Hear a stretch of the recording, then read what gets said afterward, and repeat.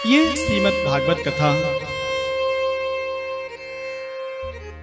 जितना भी हमारे जीवन का कष्ट है वह समाप्त करने में सामर्थ्यवान है। क्लेश क्रांतस्य तस्यैव शोधने किम परायणम इह घोरे कलौ प्रायो जीवश्चा सुरता कतः।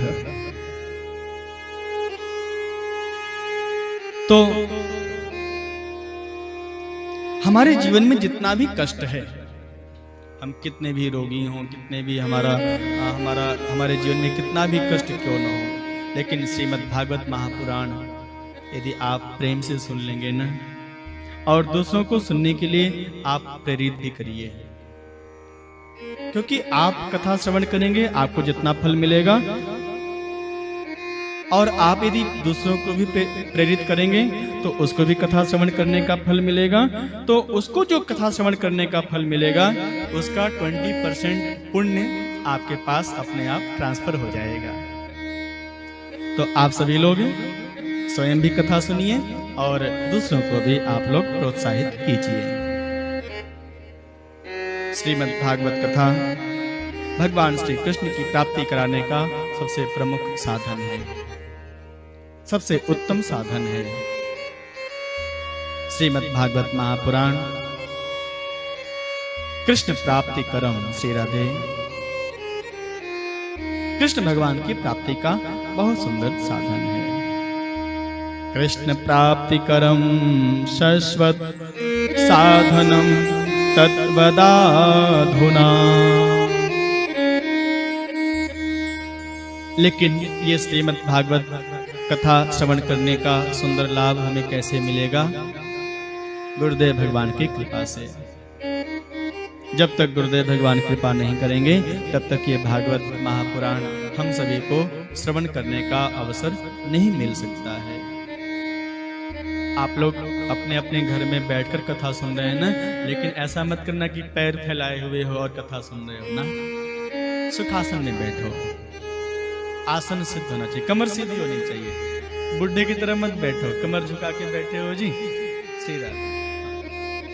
आप तो युवान हैं, ऐसे बैठो। आप लोग सब सुखासन की मुद्रा में बैठिए। और अब श्री शौनक ऋषि ने सूत जी से कहा, गुरुदेव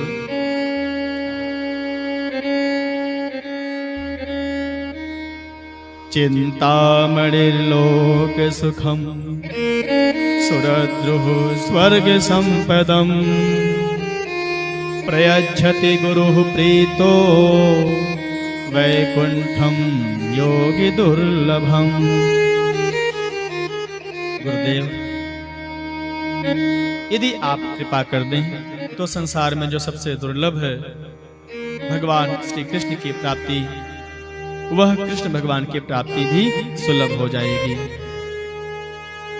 गुरुदेव मैंने तो ऐसा ही सुना है कि गुरु कृपा से ही गोविंद प्रसन्न होते हैं, गुरु कृपा के पश्चात ही गोविंद भगवान कृपा करते हैं। सूत जी ने कहा, ऋषियों आपका कथन बिल्कुल सत्य है। श्री शौनक ऋषि ने एक प्रश्न और भी किया है, गुरुदेव आप मुझे ऐसी कथा सुनाइए जिस कथा को सुन करके मेरे जीवन का सारा रोग समाप्त हो जाए।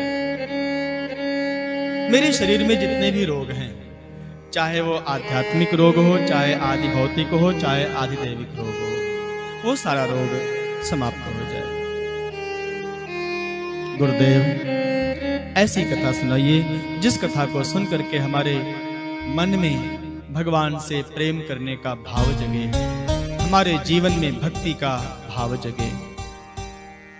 ऐसा श्री शौनक ऋषि ने निवेदन किया था। और अब श्री सूत जी ने बहुत सुंदर कथा कहने के लिए मंगलाचरण किया और श्रीमद् भागवत कथा के विषय में बताते हैं। ऋषियों सावधान मन हो, भगवान श्री कृष्ण के मंगलमय नाम का सुमिरन करते हुए कथा श्रवण करें। काल व्याल मुख ग्रास त्रास निर्णाश हेतवे श्रीमद्भागवतम शास्त्रम कलौकीरेण भाषितम।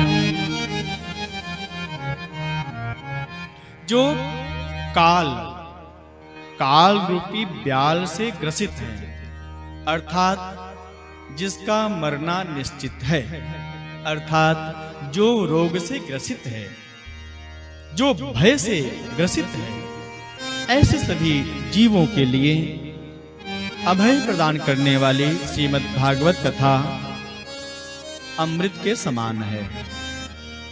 और ये श्रीमद् भागवत कथा किसने कहा है? श्री सुखदेव भगवान ने।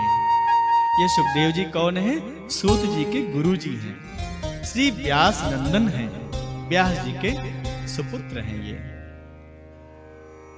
तो सुखदेव भगवान कीरेण भाषितम। आप लोग इस समय आम का फल ले रहे होंगे। फलों का राजा आम ही कहलाता है। बहुत अच्छा लगता है जी, मुझे भी आम बहुत अच्छा लगता है। लेकिन बगिया में जाओ,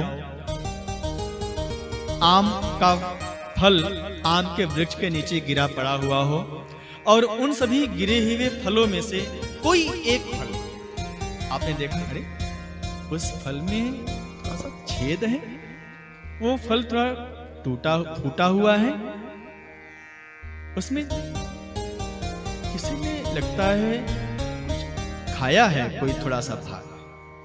अर्थात यदि वो गिरा हुआ फल, उसमें यदि कोई तोता, कोई सुग्गा,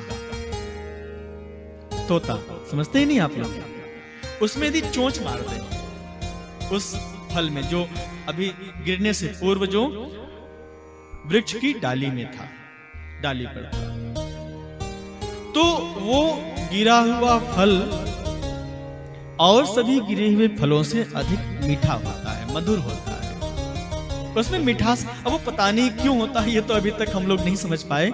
संतों का भाव है, विद्वान संतों का भाव है कि सुखदेव, आहा, जो तोता है ना, जो शुक है, वो उसी फल में चोंच मारता है जो मीठा होता है, सबसे अधिक मीठा।